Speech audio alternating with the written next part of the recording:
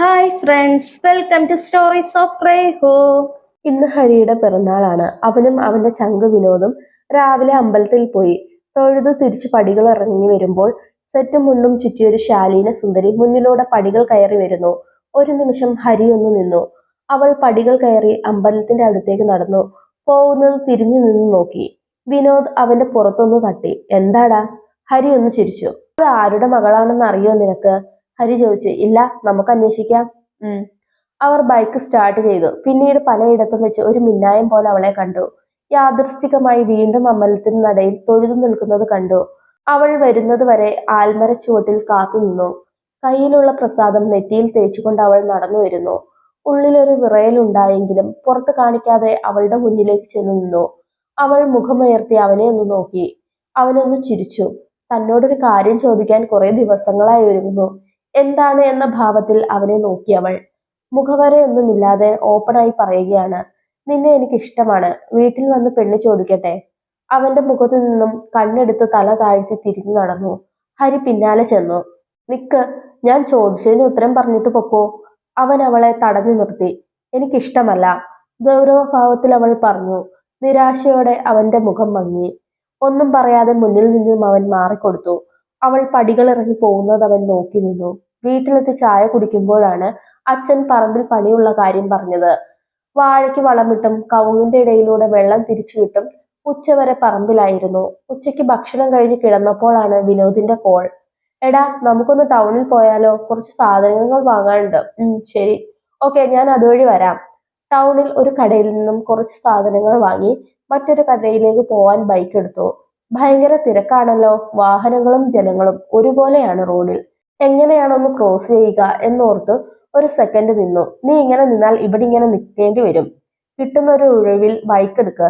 പിന്നിൽ നിന്നും ഹരി പറഞ്ഞു. അവന്റെ വാക്ക് കേട്ട ആവേശത്തിൽ വിനോദ് ബൈക്ക് എടുത്ത് ക്രോസ് ചെയ്തതും മറ്റൊരു ബൈക്കിൽ ചെന്നിടിച്ചതും ഒരുമിച്ചായിരുന്നു. നിലത്ത് വീഴാൻ പോയ ഹരിക്ക് വിനോദിന്റെ ഷർട്ടിൽ പിടുത്തം കിട്ടി. രണ്ടുപേരും പരസ്പരം ഒന്ന് നോക്കി.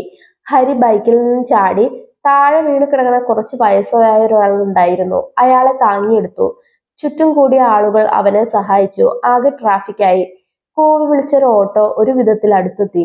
മറ്റു വാഹനങ്ങൾ സഹകരിച്ചു കൊടുത്തുകൊണ്ട് അയാളെ പെട്ടെന്ന് ഹോസ്പിറ്റലിൽ ഹരി എത്തിച്ചു. ഇടിച്ച ബൈക്കുകാരനും വിനോദും ഹരിയുടെ ഓട്ടോയെ ഫോളോ ചെയ്ത് ഹോസ്പിറ്റലിലെത്തി. വിനോദിനെ കണ്ടതും ഹരി അവരുടെ അരികിലേക്ക് ചെന്നു. നിന്റെ ആരാ അയാൾ? ഹരി ചോദിച്ചു.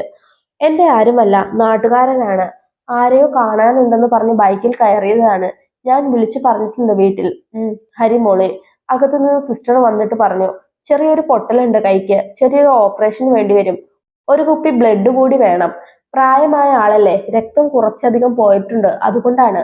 പേടിക്കേണ്ട ആവശ്യമൊന്നുമില്ല. ഏതാ ബ്ലഡ് ഗ്രൂപ്പ്? ഹരി ചോദിച്ചു. B positive. ഞാൻ തരാം. കൂടെ വന്ന ആളെ പറഞ്ഞു വിട്ട് ഹരി അകത്തേക്ക് ചെന്നു. കൂടെ വിനോദും.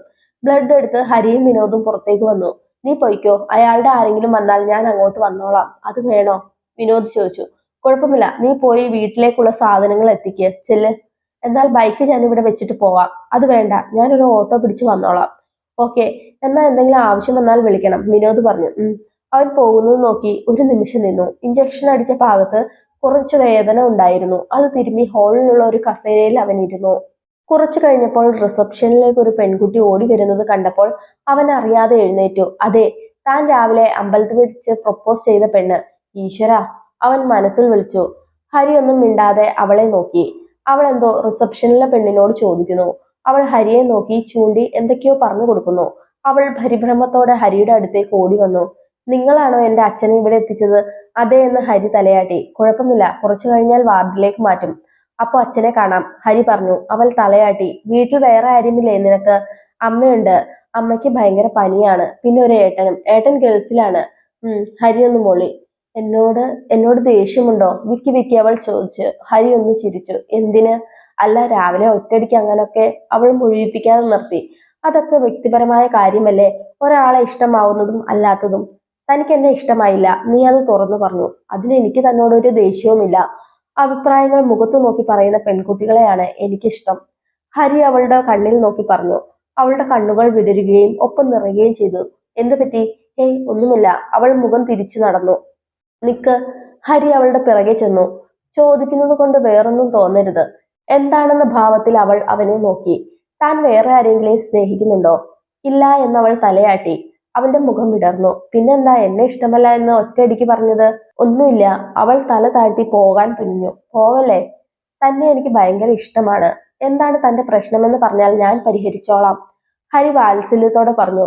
അവളുടെ കണ്ണുകൾ നിറഞ്ഞു. പറ, എന്താ തന്റെ പ്രോബ്ലം?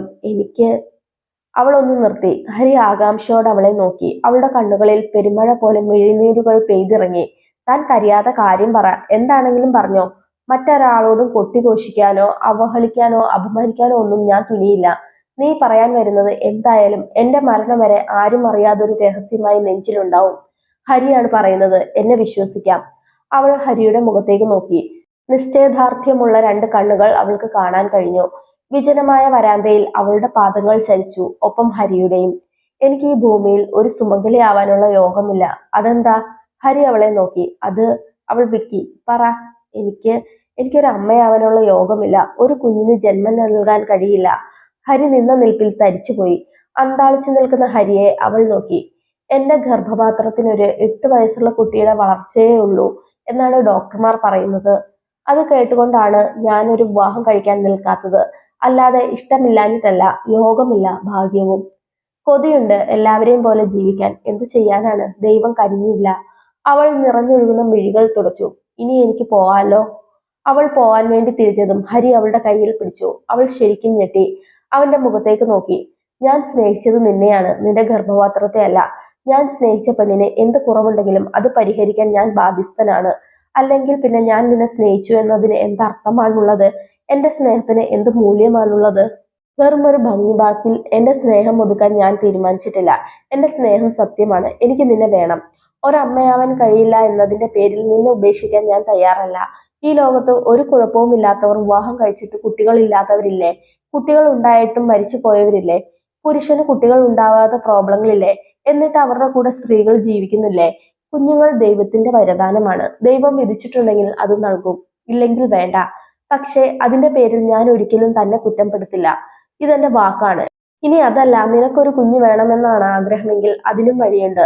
ഇന്ന് ശാസ്ത്രം ഒരുപാട് പുരോഗമിച്ചിട്ടുണ്ടല്ലോ. അത് നിനക്കും അറിയുന്നതല്ലേ. നമ്മുടെ രക്തത്തിൽ പിറന്നൊരു കുഞ്ഞിനെ ടെസ്റ്റ് ട്യൂബ് വഴി നമുക്ക് സ്വന്തമാക്കാം. അതിന് നീ ഗർഭം ധരിക്കണമെന്നൊന്നുമില്ല. നിനക്കൊരു കുഞ്ഞിനെ കിട്ടിയാൽ പോരെ? അത് ഞാൻ ഏറ്റു. എന്നാലും നിന്നെ ഉപേക്ഷിക്കാൻ മാത്രം ഞാൻ റെഡിയല്ല. അവൾ പൊട്ടിക്കരഞ്ഞ് ഹരിയെ കെട്ടിപ്പിടിച്ചു. നെഞ്ചിൽ മുഖം വെച്ച് പൊട്ടി പൊട്ടി കരഞ്ഞു. ഹരി അവളുടെ മുഖമുയർത്തി രണ്ട് കൈകളിലും കോരിയെടുത്തു. നെറുകയിൽ ചുംബിച്ചു. വരാന്തയിൽ അങ്ങോട്ടും ഇങ്ങോട്ടും പോകുന്നവർ അന്താളിച്ചു നിൽക്കുന്നു. അകത്തു നിന്നൊരു സിസ്റ്റർ വന്നിട്ട് വിളിച്ചു പറഞ്ഞു. ദേ, നിങ്ങളുടെ അച്ഛനെ വാർഡിലേക്ക് മാറ്റിയിട്ടോ. അപ്പോഴാണ് രണ്ടുപേർക്കും പരസ്പരം ബോധമുണർന്നത്. തിരിഞ്ഞു നോക്കിയപ്പോൾ എല്ലാവരും തങ്ങളെയാണ് നോക്കി നിൽക്കുന്നതെന്ന് മനസ്സിലായി. തെല്ല് നാണത്തോടെ അവൾ ഹരിയെ വിട്ടു. രണ്ടുപേരും പരസ്പരം നോക്കി ചിരിച്ചു. ഇനിയിപ്പോ ഹരിയേട്ടന്റെ കൂടി അച്ഛനല്ലേ? അപ്പൊ ഒരു മരുമകന്റെ റോളൊക്കെ എടുക്കാലോ അല്ലേ? പിന്നെ എപ്പോ എടുത്തുന്ന് ചോദിച്ചാൽ മതി. ഹരി അവളുടെ തോളിൽ കൈയിട്ട് ചിരിച്ചു. രണ്ടുപേരും ഒരുമിച്ച് അച്ഛന്റെ അടുത്തേക്ക് നടന്നു.